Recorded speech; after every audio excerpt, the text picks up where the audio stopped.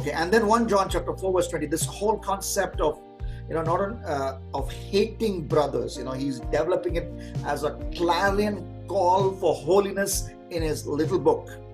That's what the senior leader of this church is doing. 1 John is doing. 1 John 4:20, he says, if someone says I love God and hates his brother, he's a liar.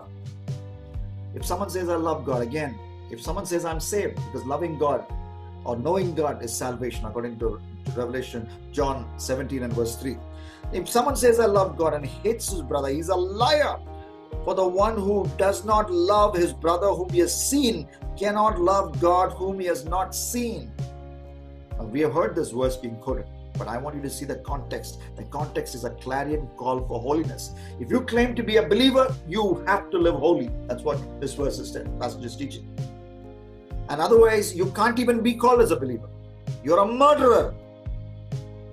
That's what 1 John 3:15 says, and that's what and 1 John 4:20 says, you're a liar. 1 John 4:20 says, if you don't live holy, you're a liar. 1 John 3:15 says, if you don't live holy and you're stubborn and not living holy, you're a murderer. And this is in direct contrast to hyper-grace cult teachers who say, no matter what you do, God is smiling at you. No matter what you do, you remain the son of God, the daughter of God, the child of God, and so on and so forth. And that is not true. The book which I hold in my hand does not teach that. The book which I hold in my hand, the Bible does not teach that. Absolutely not.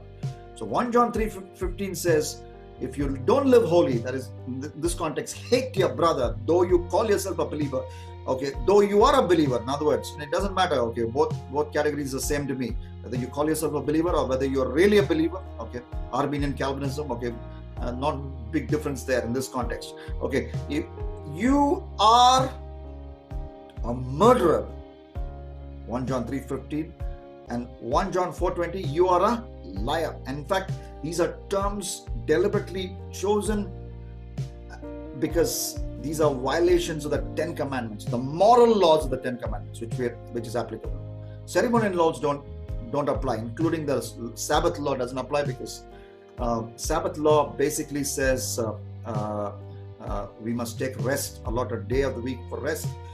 It's a good practice, but we are not bound by that law, because in the New Testament, that ceremonial law is fulfilled by Jesus, because in Jesus we have rest, Matthew 11:28.